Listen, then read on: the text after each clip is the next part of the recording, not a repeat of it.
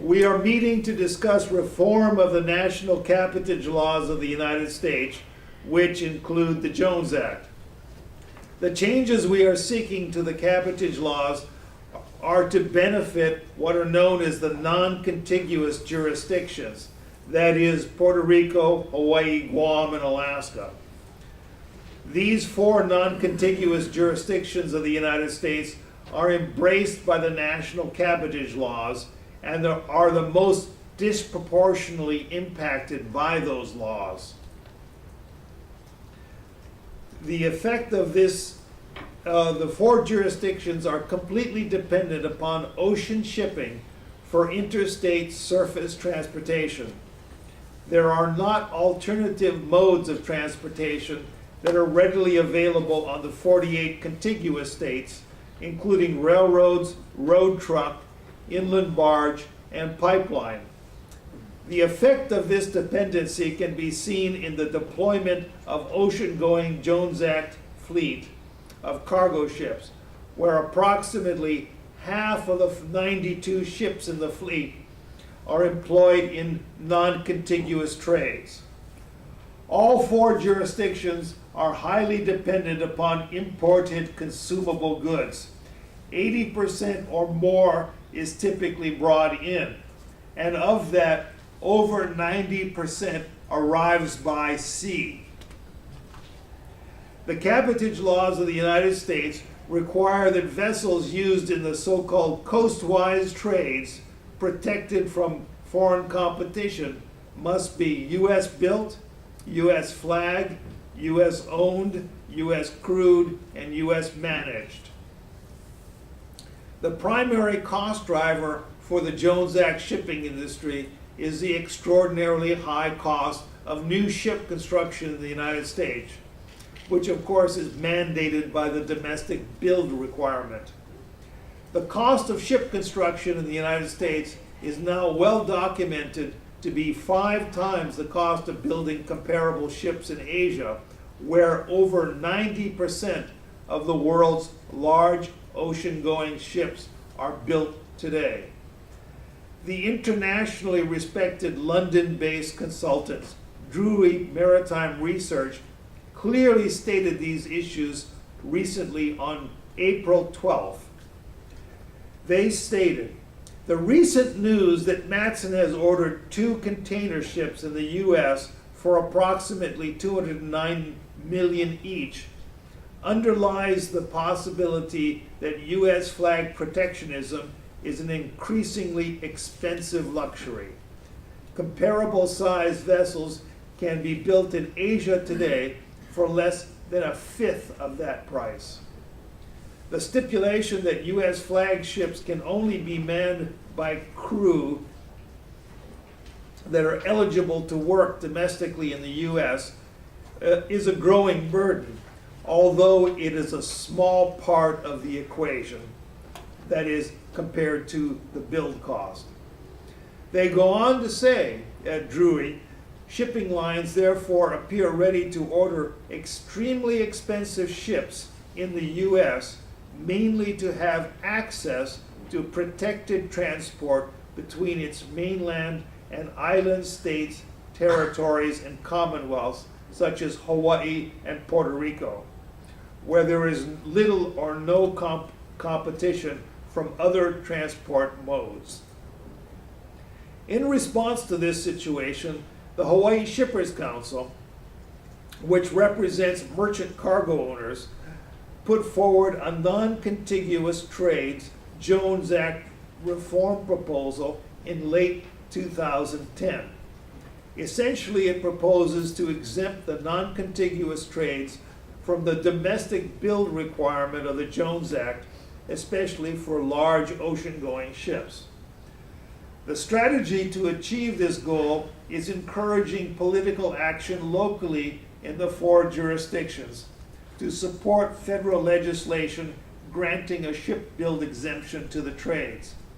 This has included supporting resolutions in the respective legislatures calling for non-contiguous trades reform. The legislature of Guam adopted in April 2014 a resolution calling on their delegate to Congress to introduce federal legislation exempting the non-contiguous jurisdictions from the U.S. build requirement of the Jones Act.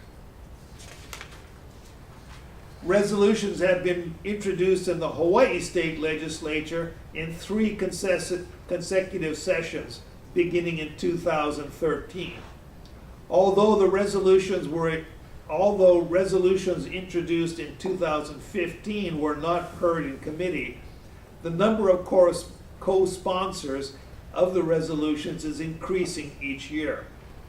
A resolution was introduced into the current 2015 session of the Alaska State Legislature for the first time, and we are awaiting advice as to what action will be taken on it. The Senate of the Legislative Assembly of Puerto Rico held extensive hearings during January and February of 2014 and has released today the report of their investigation.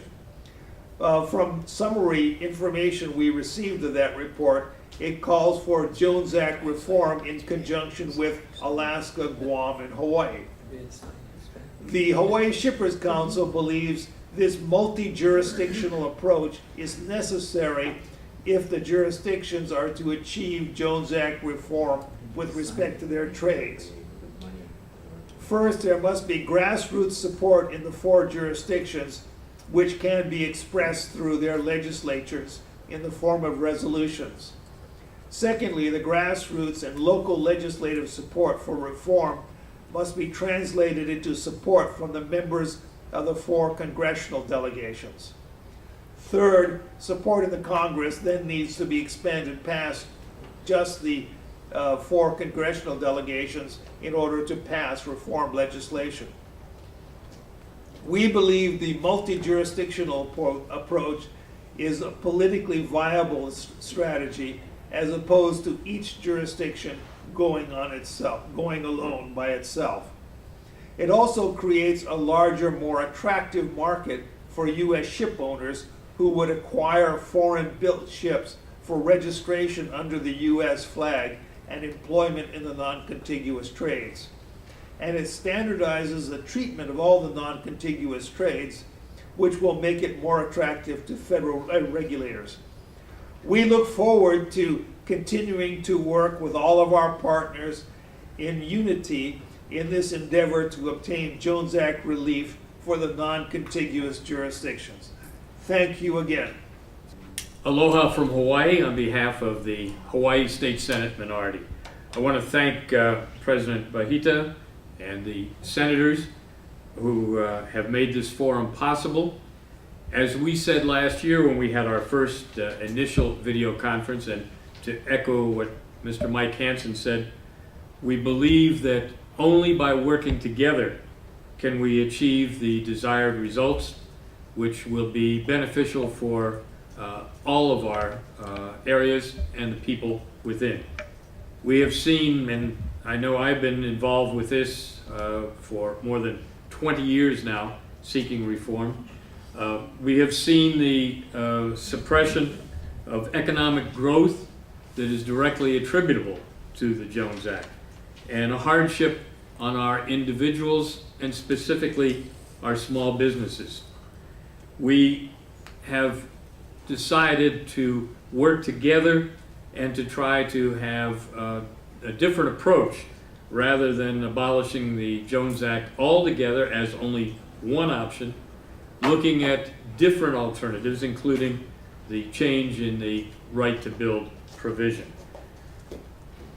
We think that there is a possibility of having greater awareness for what we're doing by reaching out to people not only in Guam and Puerto Rico and Alaska, but also in terms of Hawaii, trying to provide an educational outreach, because still today, a lot of people don't understand what the reason for the Jones Act and the controversy and the need for reform is all about.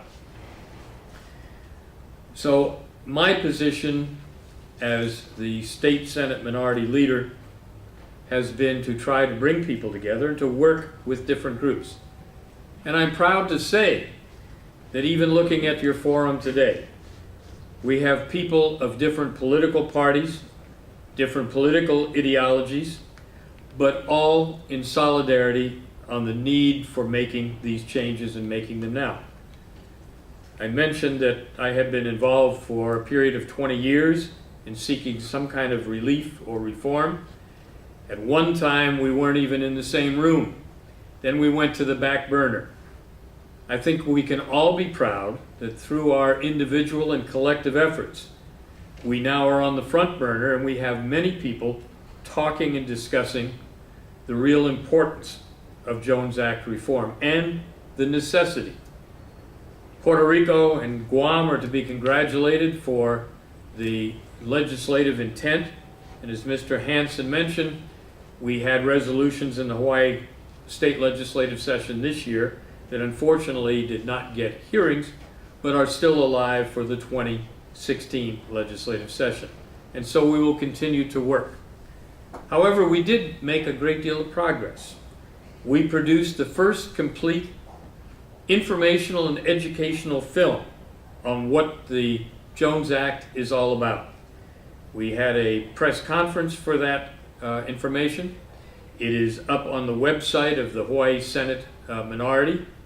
We have flash drives that are available, and as we speak, we're having the 25-minute version of the film translated into Spanish. We intend during the legislative interim, and the Hawaii legislature is set to adjourn on May 7th. During the interim, we're going to have outreach town hall meetings and community programs to bring speakers and resources to allow people to learn more about and to participate in the necessary reforms of the Jones Act. We believe also that it's important to get not only representatives and leaders within our 4 areas together, but also to get the people behind us. And so we are working right now on a new website and a petition that can be signed by all people asking for reforms in the Jones Act.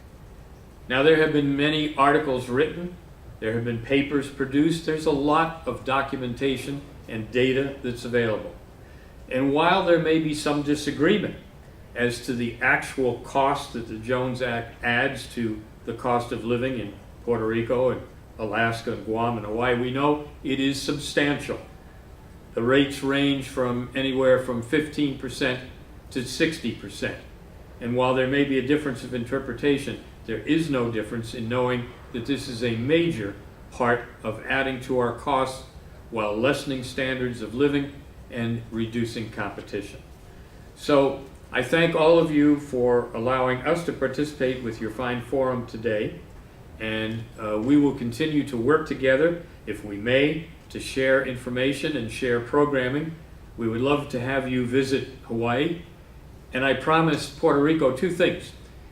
The State Senate passed a bill this year, Senate Bill 825, to establish a group and an exchange commission to recognize the many contributions of Puerto Ricans in Hawaii, and also to work closer together with cultural exchanges. I suggest that one of those cultural exchanges is heightened efforts to improve the Jones Act. And I pledge this further to you.